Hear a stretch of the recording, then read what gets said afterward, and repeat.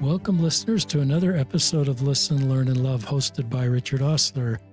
My guest joining me via Zoom from her home in Utah County is my new friend, Liberty Hansen. Welcome to the podcast, Liberty. Thank you. It's so good to be here. Liberty is an early return missionary who is going to share her story. She went to Richmond, Virginia, and she is home. She's age 20, and we've done podcasts in the past with early release missionaries, and these are the kind of stories I wish I had heard better, because I've sat in church and had someone come home early from a mission and never known quite what to say, and I probably stuck my foot in my mouth not knowing the right things to say, and I really tried to listen to people like Liberty walking this road, and so I can do the right thing and congratulate them for their awesome service and not think of them as second-class Latter-day Saints for not serving the quote-unquote full-time, because once I hear their stories, they often have really good reasons why they're home, and they should be celebrated and congratulated. And so Liberty is going to share her story. Our hope, we said a prayer. This helps you if you're an early release missionary, if you're sort of a person like me that wants to do better. When we know better, we do better. The Liberty story will give you the more tools to help others in your family or in your ward family or in school that are early release missionaries. Liberty is pretty serious about this subject. She has started an Instagram account called Finding the Purpose, and we'll link to that in the show notes, but it has about 20 stories that Liberty's done with other early release missionaries. And I think it's a terrific account as more people are able to have their story heard. And if you want to be on Liberty's show and share your story, please reach out to her via Instagram. She's committed to helping other people share their stories. And often people, when they share their stories in this space, there may be difficult experiences they share with a church leader, with a companion, with a family situation. And this platform wants to be a safe place for those kind of stories. We don't do that to be negative or critical, but it's back to when we know better, we do better. And often we have to be pretty transparent about the negative experiences. They help me to be able to do better when I realize something that I might have said without malice or without wanting to hurt somebody actually really hurts them. And so this is the kind of platform where often we'll process some of those more difficult situations. So anyway, that's my introduction. Is that okay, Liberty, for an introduction? That is perfect. Thank you. Okay, glad to have you on the show, and please share your story. Okay, thank you so much. So I served in the Richmond, Virginia mission, and I was on my mission for 2 months. I got my call, and then 6 weeks later I left. So it was like a super fast, like pack up and go, and I was super excited. I was English speaking in Virginia. And before my mission, I struggled with anxiety and depression, and I've had that my whole life. And so I knew that was going to be a challenge and that was going to be hard, but I was medicated and I was like ready to go. And I got to the Pro MTC and I was so scared, but I was so excited. And I was there for 2 weeks. And that first week I was there was so hard and I was so homesick. I couldn't eat anything and I ended up losing like 15 pounds. So I wasn't very healthy and I wasn't doing the best. But I talked to my parents every P day and just be like, I just gotta get to Virginia. I can do it. It'll be okay. So I made it to Virginia and got off the plane and met with my mission president and everything. And I've never like experienced panic attacks. But I got off the plane and we stayed at the hotel the first night that we were there, just with like 4 sisters in a room. And I just remember like I had a complete panic attack and I was like paralyzed in fear and didn't know what was wrong with me. And it was just so hard. I was just struggling, but I just kept pushing through. And then I met my first 2 companions. So I was in a trio. And my first area, we went to Virginia Beach. So I was on the beach and it was so beautiful and I loved it so much. But I loved the missionary work. Um, like every trying to think how to phrase this. Sorry, I'm losing my train of thought here. You're doing good. I loved the missionary work. I loved teaching people. I loved talking to people. Like most people, sometimes when they go on their mission, that's like a hard thing for them is to go and talk to people. But I actually love it. And so I was always the one to like go to the door and knock and like be like, I have a message for you. And I just loved it. But as soon as I wasn't doing that, if we were at our apartment or anything, I was just like in constant anxiety, and I just like was always so scared, and I didn't know why. And so I started talking to my companions and my mission president, and I started mission therapy, which helped, but it was kind of just like read the scriptures, say your prayers, which I'm like, I'm already doing that and I'm struggling so bad. So I just tried to like pray harder. And I had a companion. So I was in a trio. One of my companions, we got along super well and I loved her. And to this day, we talk every day. She's one of my best friends. And my other companion was really hard. And I honestly don't think girls should be put in trios because girls don't get along well anyway, and three girls together is not the best combination. Um, but so one of my companions, she didn't get along the best with us, and the other two, we got along better. So it was just kind of a weird mix, and I was just struggling, and I don't know. She just took it out on me, and I was trying to like share that I was struggling and not doing very well. And it just kept going back to the mission president of like, okay, we need to have calm council and we need to like fix these things. And we're just always in like this weird state of like not fighting, but just like, I don't know a good word for it.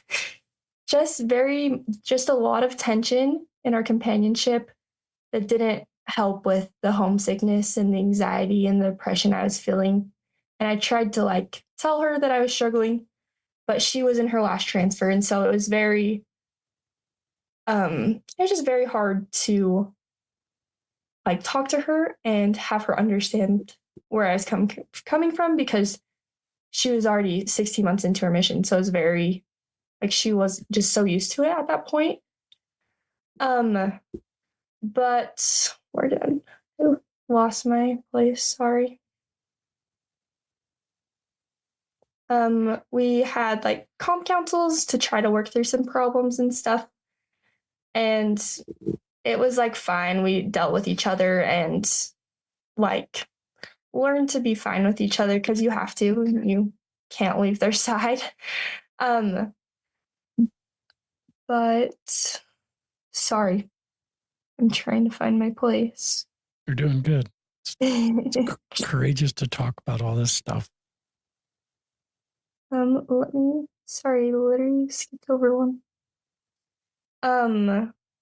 So I guess like fast forwarding towards the end of my mission, um, in the middle it was really hard and was struggling, and I tried to like get help from my mission president and the therapist and my companions and stuff. But I was just always in a constant state of worry and fear, and I got to the point where I didn't want to be there, but I didn't want to go home. So I was suicidal, and I just wasn't doing good. And I tried to voice that to my mission president, but he kind of just brushed it off and told me like, you're fine. Like, you're a new missionary. Of course you're struggling, which makes sense. Like, you're going to struggle, but I just needed more support in that time and I didn't get that. So we went to interviews. This was my first interview in the mission, and my two companions went before me, and then I went last. And I walked in, and my mission president just yelled at me, and I he told me that I was the worst missionary. He didn't know I would ever come on a mission. He didn't know I served a mission. He didn't know I was even here. And he just kept saying these awful things to me. And in that moment, couldn't say anything back to him because he didn't care what I have to say. He just wanted to tell me how awful I was. And I was really struggling. And so that made it a lot worse. Just not having the support from him. And after that interview, I got in the car and I tried to be okay.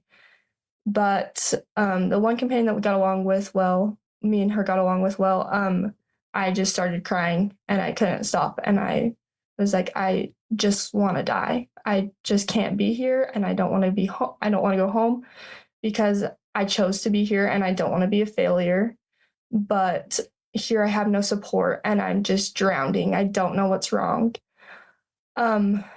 So we ended up going on an exchange with the Hermanas. And so the three of us went to a Spanish area, and the three of us stayed in one room, just on low mattresses. And I was in the bathroom, we were getting ready to go to sleep, and my companion came in, and she just said, "I can tell you're not okay." And I just started crying, and she's like, "We're gonna get you home. You're gonna be okay." And she's like, "Don't worry, you're gonna be okay." And she honestly changed my life. She's my saving grace for real and my mission. But the next day I woke up and I called my mission president and I told him I needed to go home. And obviously he didn't care because he didn't really want me to be there anyway. He already told me that. So it was like, okay, yeah, I'll get your flights going. Here's your plans. And that's the last time I talked to him. And I didn't see him when I left or anything. So that was super hard, just not having that support. But I'm so grateful for my support and my companion because I honestly don't think I'd still be here today if it weren't for her. And I've truly found a relationship with Jesus Christ through this because of how hard it was. I learned how to earnestly plead on my knees to be able to just make it one more minute, to make it one more second, and just to be okay and to know how to be okay. So after I decided I was going to go home, it kind of felt like I was choosing to go home, but he kind of was pushing me to go home just because he was, I don't know, it was a weird feeling. And I called my parents and they were so supportive, and just we want what's best for you and to come home, and that will be so great. But I was terrified to come home. I was so scared to go on my mission, but it was 100 times way harder to come home than to leave. And I got packed up and said bye to everyone we were teaching and everything. And I was really sad to leave, even though I wasn't in a good state to be there. But I traveled home and I had a layover. And so I went from Virginia to Colorado. And there, this lady came up to me and she's just like, "Oh, did you finish your mission today?" And I kind of didn't know what to say. And I was like, "Yeah, I did." And then I was like, she probably thinks I'm so weird because I'm by myself and I don't know what to say. And she was just like, "Congratulations, that is so awesome. I'm so proud of you." And that lady changed my whole outlook on how I thought of my mission, because to her, she didn't know what happened. And she just knew I served a mission and that I did what I needed to. And so coming home was so hard, but the best thing was to just see my family, when I got off the plane, and knew that I was going to be okay. But ever since that lady, I came home and I just knew I needed to start something to help other people, to know that you served your mission and you served what God needed you to.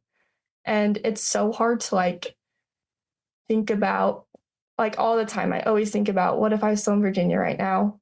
Because I'd still be on my mission, or just all the what ifs. But I have to remember God's plan is so perfect and this happened for a reason. And I'm still learning those reasons every day. but I'm so grateful for the experience, and I never would ever like take back what I've learned from my mission, and I'm just so grateful for it. But yeah, that's kind of my mission experience and my mission story. Really brave to share all that. And I love, I wrote down 5 things that jumped out to me. Do you want me to circle back to those, Liberty, or do you want to keep sharing? Yeah, you can circle back to those. That's great. Um, I like that you were open that you were suicidal.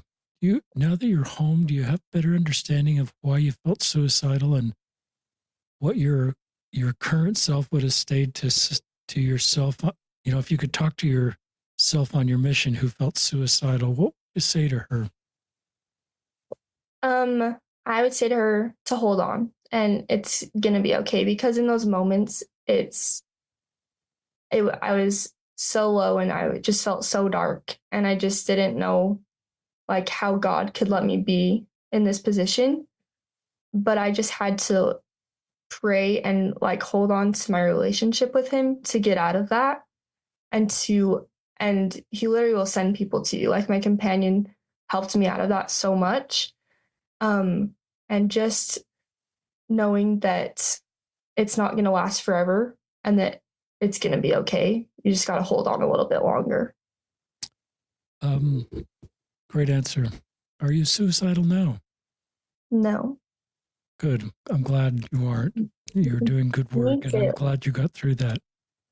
Um, I wrote down the word therapy, and um, sometimes I'll hear things in church about solving mental health issues with increased religious behaviors, and I believe religious behaviors help us do better, like going to the temple and following the covenants and things like that. But I recognize that if you do that and you still have mental health issues, you may falsely conclude God doesn't love you. And so just talk about therapy that we need. It's a different set of tools. I'm kind of, this is a leading question, listeners, but it's sometimes a different set of tools than just kind of the checklist Mormon answers to deal with mental health issues. Yeah, I feel like um I don't know. Like the therapy on my mission was very just like read your scriptures and say your prayer and you'll be okay. Um and then after I've been to therapy since I've been home since my from my mission, but I've really just had to put those small principles into practice to be able to find out what God needs from me and to be able to find those small answers of why I'm home.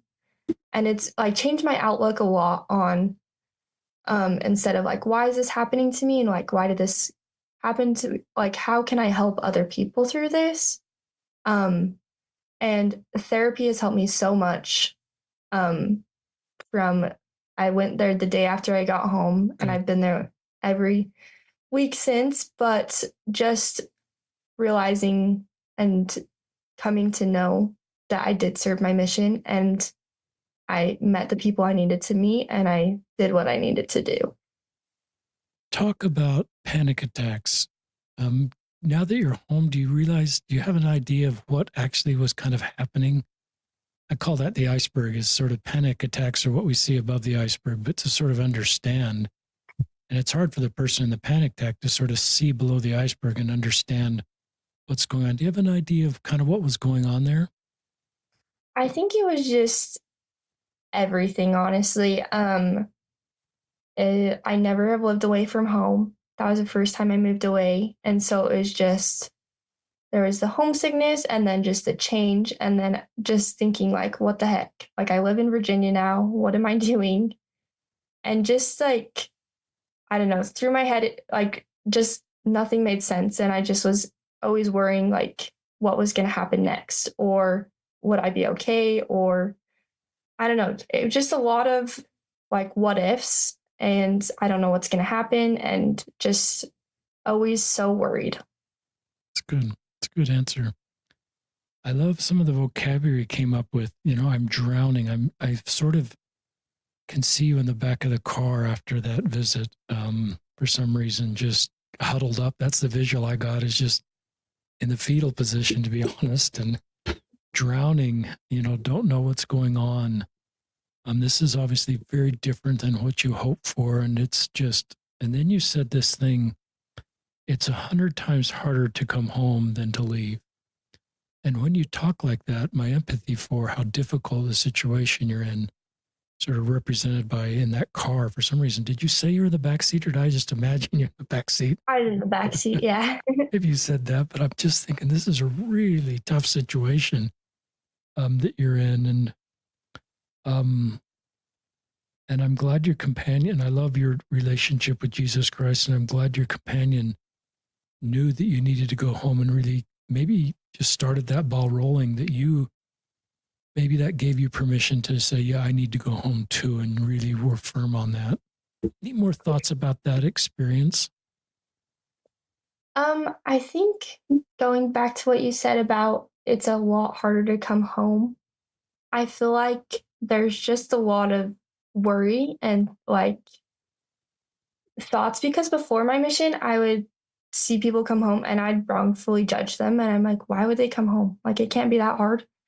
And now it just completely changed my heart to like, if you submitted your papers, that's so awesome. If you made one day on your mission, that's literally incredible because it takes so much courage and so much effort to serve. And people that serve the full time, I literally just want to be like, oh my goodness, like it's so hard and that's so awesome that you can do that.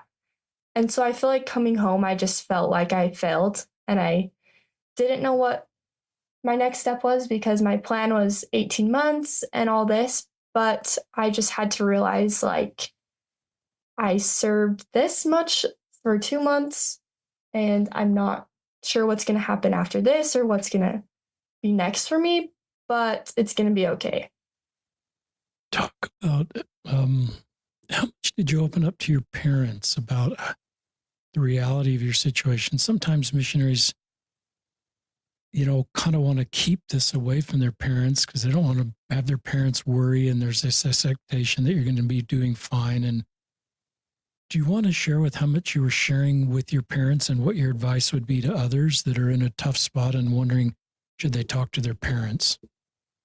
Yeah. And I assume your parents are alive. I've sort of just assumed you have two parents and they're alive. Yeah. I have always been super close to my mom, and she has always struggled with mental health, so she understands it a lot.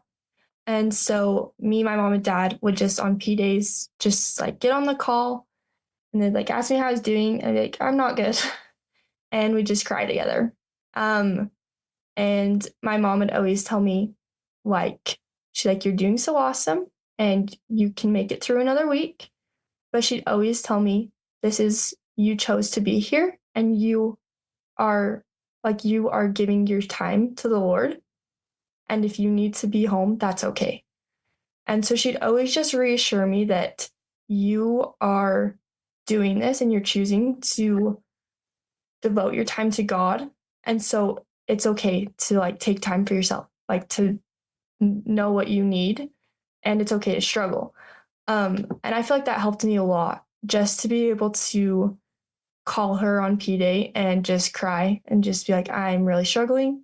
She'd be like, that's okay. You got this. You can do it another week. And if you can't, we love you and we will support whatever you like need to do.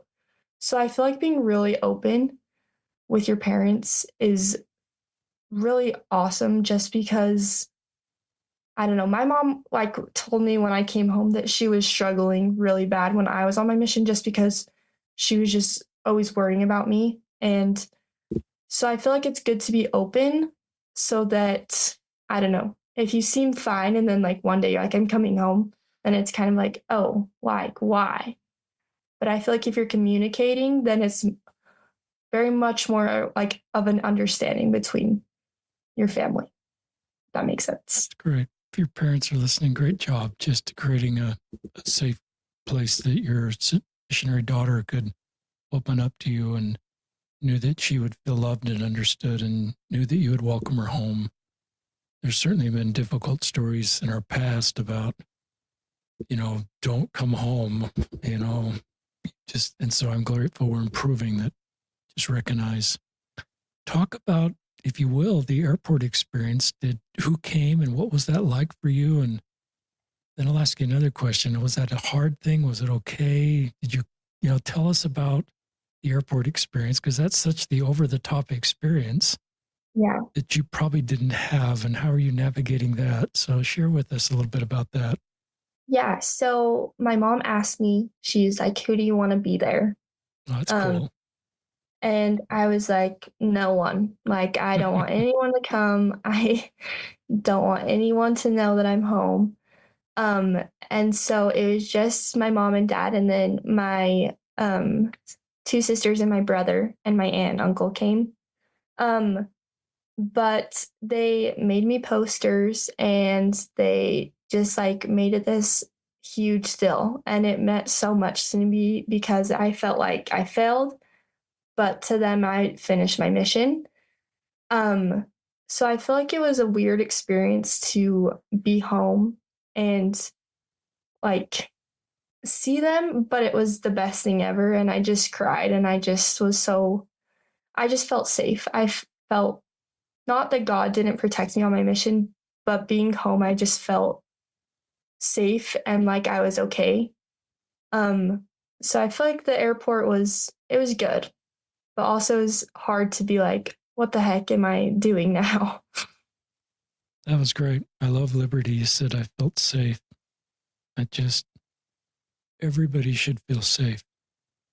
Yeah. I think that's just a requirement of humanity for fellow humans in our wards, in our families, in a mission. Even if it's not working out, I think people need to feel safe. Yes. Um, 100%. obviously, there's, exceptions to that, and people should not be in those situations. Yeah. Talk about walking into church that first Sunday, and what was that like? And were there things that people said were good and things that weren't very good? And help us to do better when someone walks into church.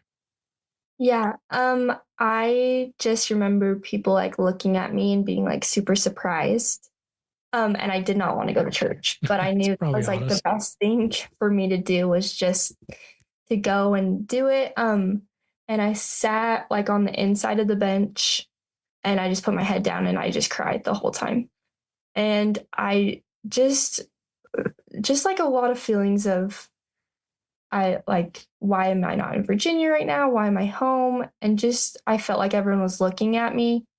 Um, and then I had some people in my ward come up to me and just give me a hug and say, "We're so glad you're home." And that helped. I feel like the biggest thing when someone comes home, whether they come home after 2 years or 2 months, is just like telling them you're so glad that they're there. Because like on my mission, I didn't want to be there anymore. And so being home, I felt like, oh, someone wants me to be here. Especially with my mission president experience, I felt like he didn't care about me and he didn't want me to be there. So when I came home and people were telling me like, we're so happy you're home, we're so happy you're here, that helped a lot. And just being like, okay, I this is what I'm doing now and I'm home and it's gonna be okay. The things that people said that weren't very good that you'd encourage us not to say. Um, I didn't have too many, but there were some people that were rude, and I feel like it's always just kind of a judgment like, "Oh, why are you home?" Like, and I feel like just giving them space is important, but also being like, "We're glad you're home, and if you need anything, we're here."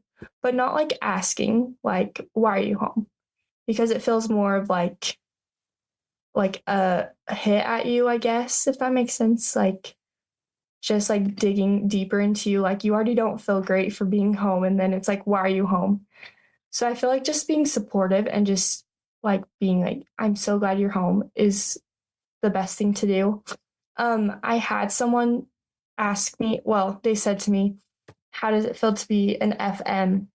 And I was like, what? And they're like, how does it feel to be a failed missionary? Wow. And I was taken back. And they meant it as a joke, but to me, it wasn't a joke at all. And that's like the meanest thing someone has said to me about it.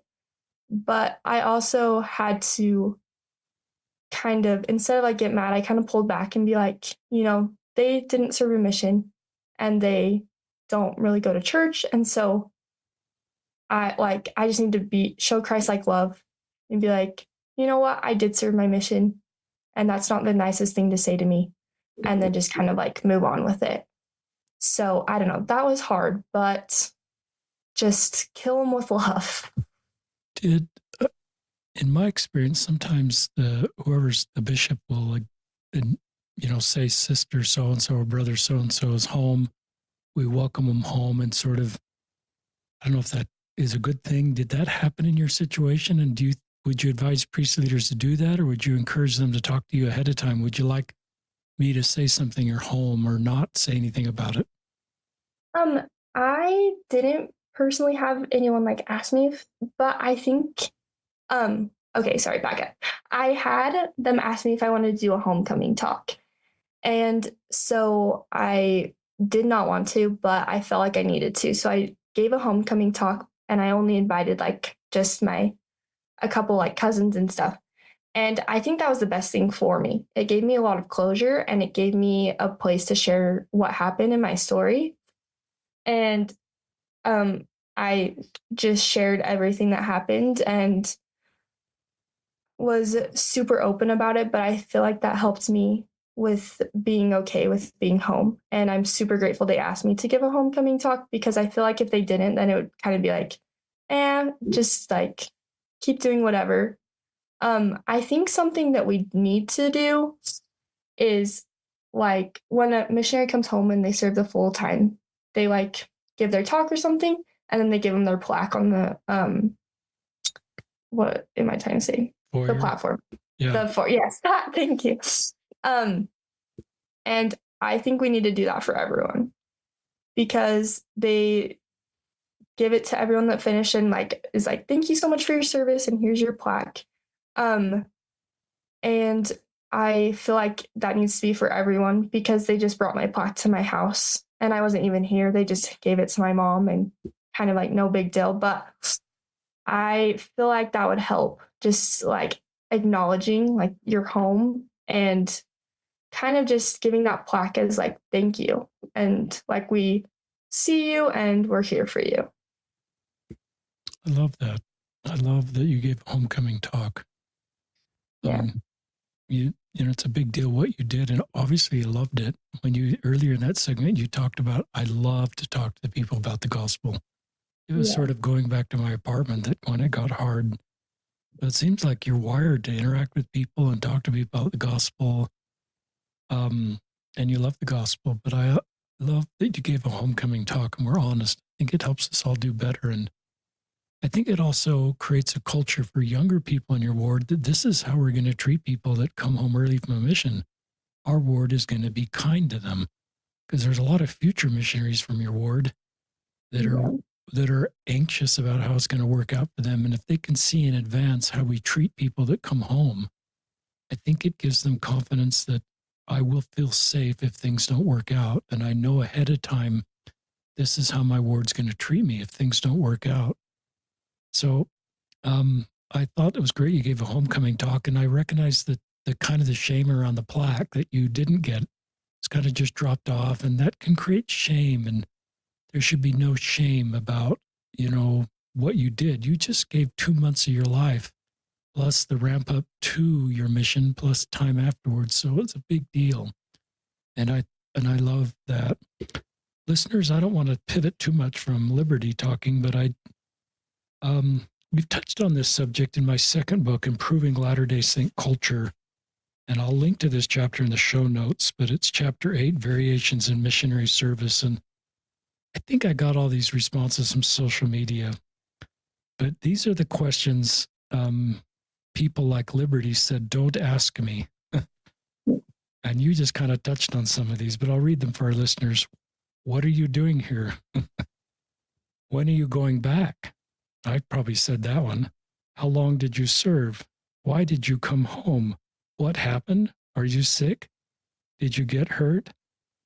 Don't refer to their mission as a partial mission. Don't minimize the service they did.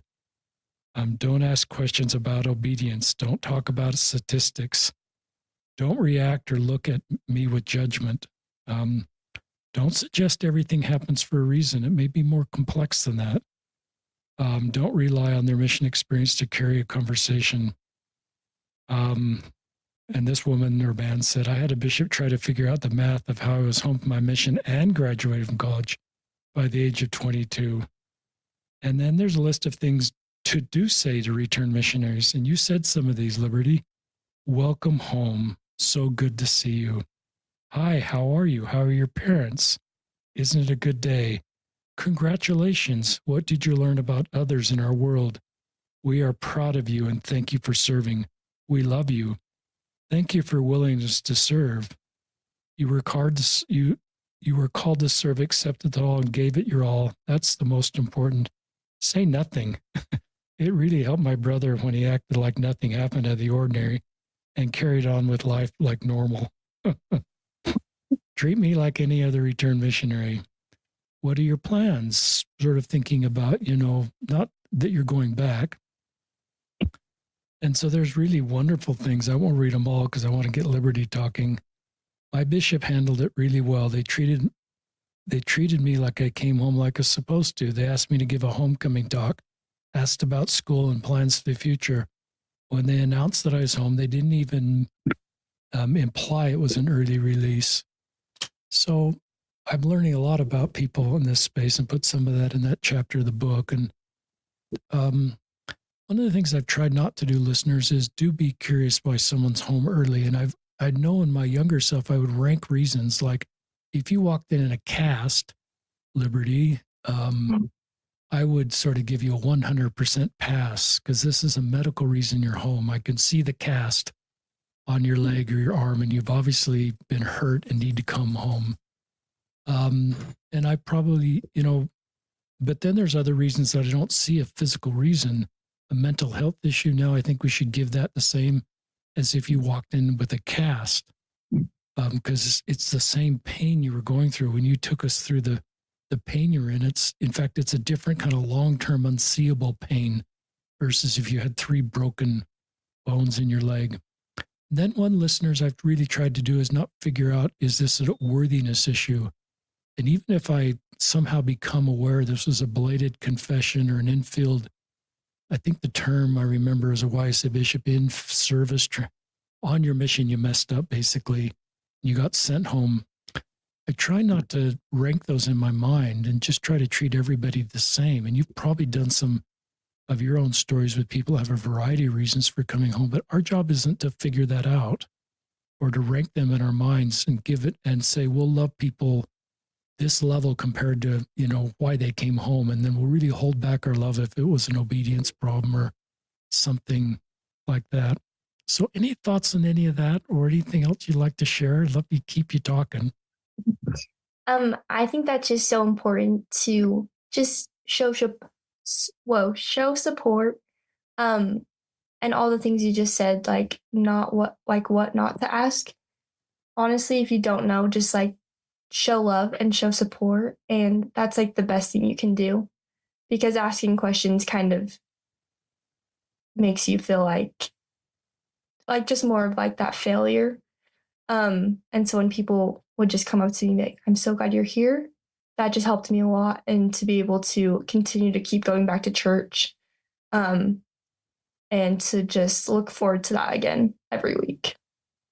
Why do you stay in the church? Because you've had a difficult experience with a church leader. Here you are giving your all for the church, and in some ways you may feel you got let down by, and so some people talk about why you still go to church. I go to church because I have truly felt the peace that it comes. And I have to remember before my mission, sometimes I think of like, why did I get a desire to go if it was going to end badly? But I have to remember those experiences I had that like led me to be on my mission, and just those promptings and just all those things leading up to my mission that made me know that the church is true.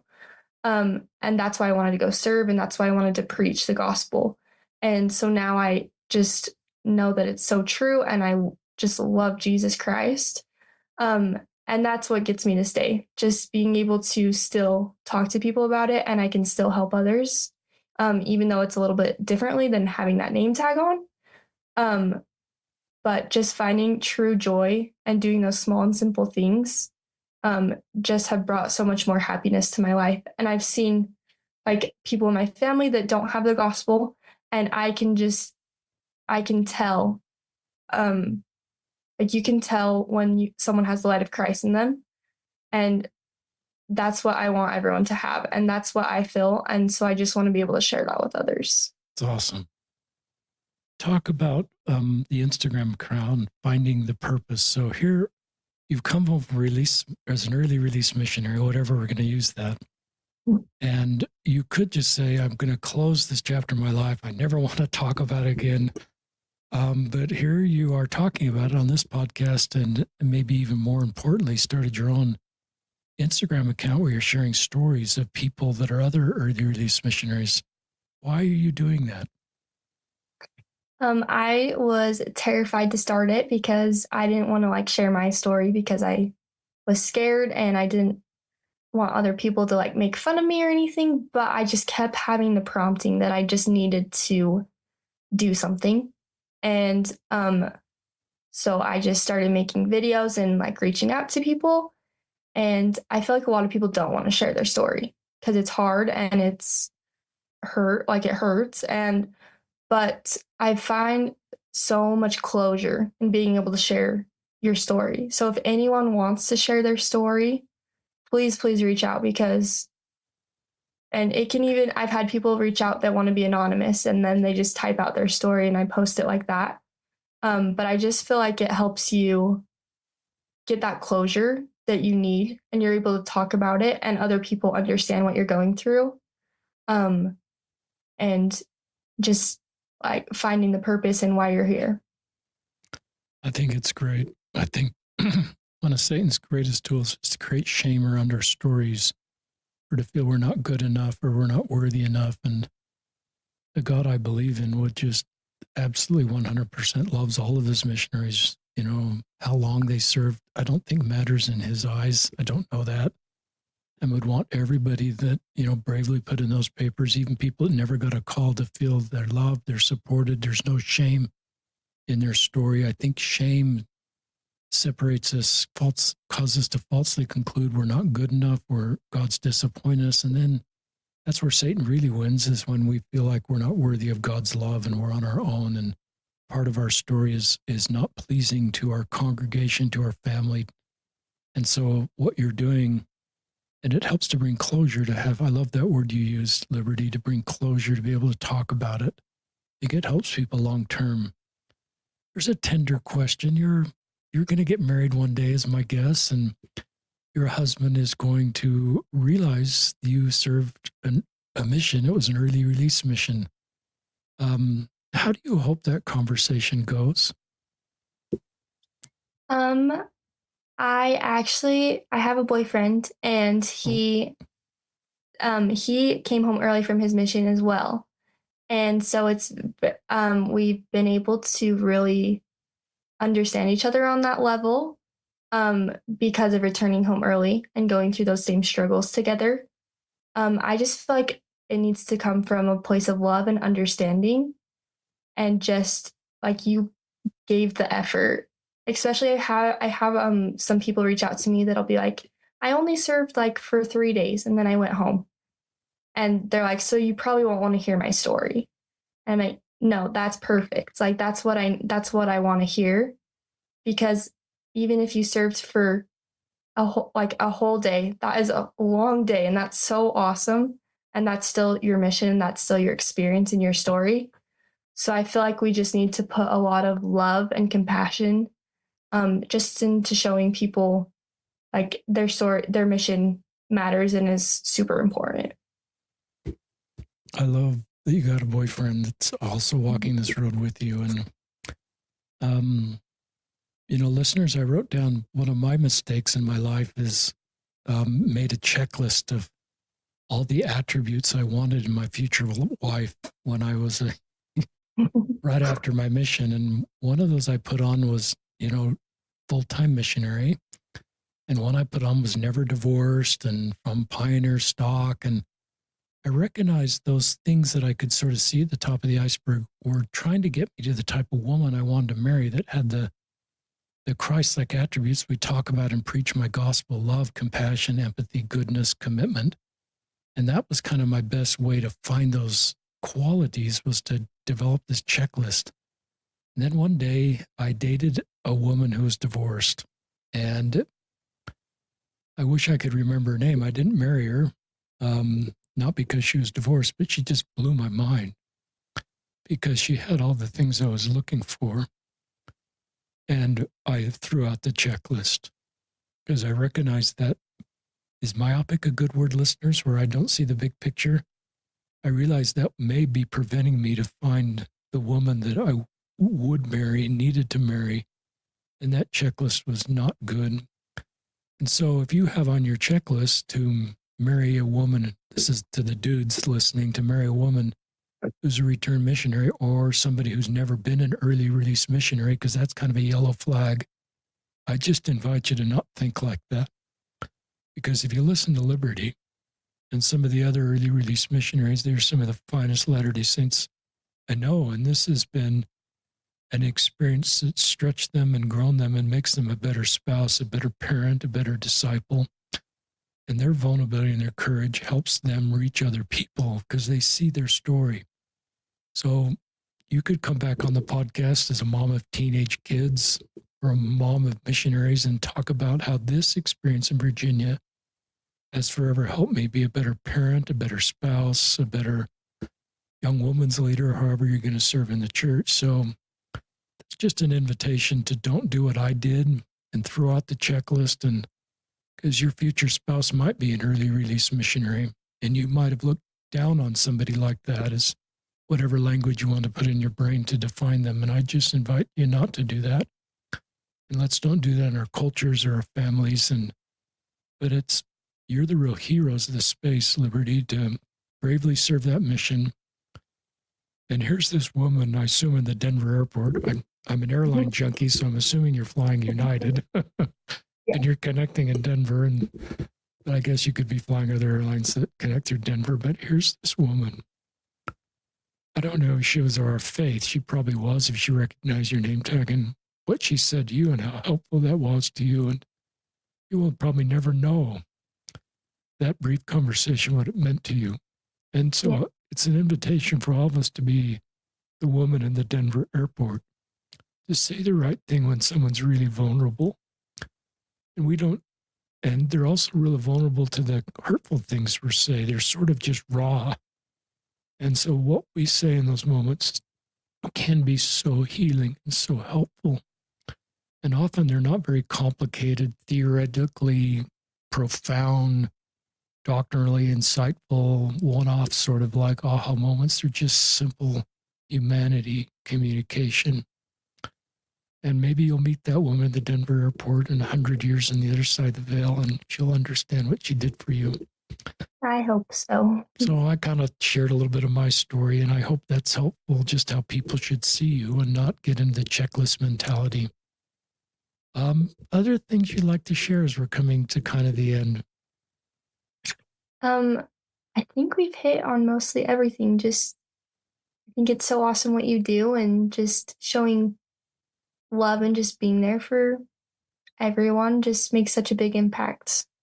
Thank you. You bring tears to my eyes. You younger people are just terrific, and help us do better and love people and support people. And I can tell you're a great heart, Liberty. And, and so I admire you being a, return missionary, fully faithful, worthy of that plaque hanging in your home for the rest of your life. And